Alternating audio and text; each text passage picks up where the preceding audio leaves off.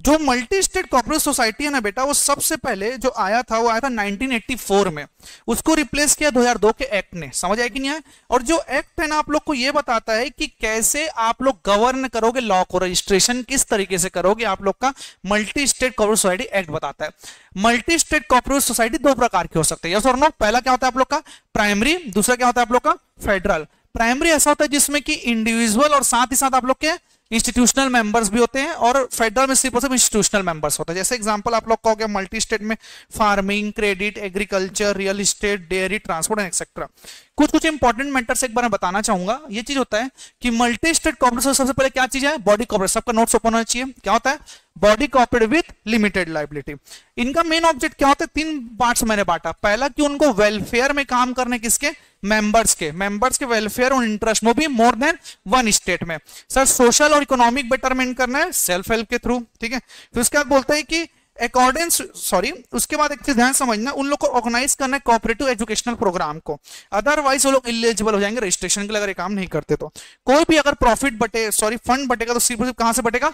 Profit से ही बटेगा, उसे छोड़ कहीं और से नहीं बांट सकते। इन्वेस्टमेंट करना है तो सिर्फ और सिर्फ रिकॉग्नाइज सिक्योरिटीज में ही करोगे, छोड़ आप कहीं इन्वेस्टमेंट नहीं कर सकते।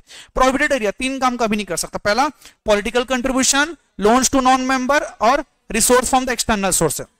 एक्सटर्नल सोर्स से आप पैसा भी नहीं ला सकते, ठीक है। फिर ऑडिट मैंडेटरी है, एनुअल ऑडिट करवाना पड़ता है। लेकिन अगर सेंट्रल गवर्नमेंट को लगता है कि अगर काम अगर आप लोग का कुछ गलत तरीके से हो रहा है, फ्रॉड तरीके से हो रहा है, तो स्पेशल ऑडिट भी करवा सकता है। क्लियर है बच्चे लोग? एप्लीकेशन में मिनिमम कितने लोग का साइन चाहिए? 50 लोग के इंडिविजुअल का आप लोग को साइन लगेगा। क्लियर है बच्चे लोग?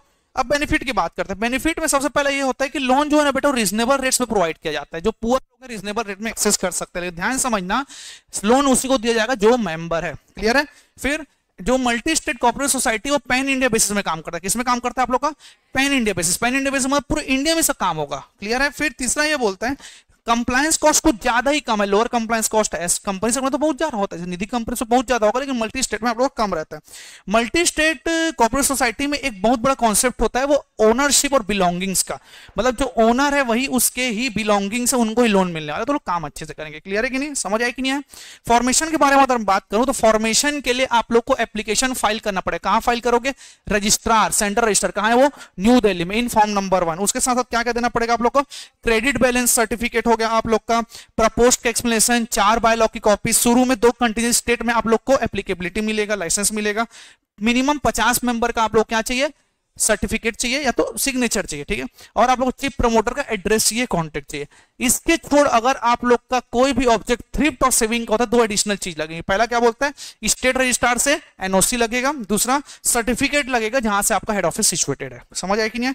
फिर अब आता है रजिस्ट्रेशन प्रोसेस। रजिस्ट्रेशन प्रोसेस एकदम सिंपल सा है, समझते हैं रजिस्ट्रेशन प्रोसेस को नोट्स के थ्रू। रजिस्ट्रेशन प्रोसेस क्या बोलता है? रजिस्ट्रेशन प्रोसेस सबसे पहले आप लोग को एप्लीकेशन देना पड़ेगा। कहां? सेंट्रल रजिस्ट्रार को। सेंट्रल रजिस्टर कहां है बेटा? New Delhi. Form number 1। Applicant कौन साइन करे? 4 केस था। अगर मेरे पूरे के पूरे मेंबर्स अगर इंडिविजुअल है तो मिनिमम 50 से चाहिए।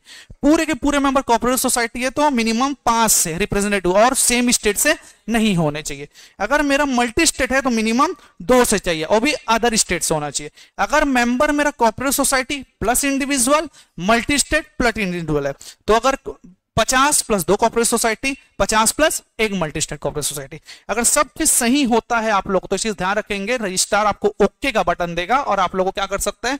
रजिस्ट्रेशन एक्सेप्ट कर सकता है। कितने महीने का समय रहेगा उसके पास? 4 महीने का समय रहेगा। अगर 4 महीने तक अगर नहीं देता तो डीम्ड एक्सेप्टेंस मान लिया जाएगा।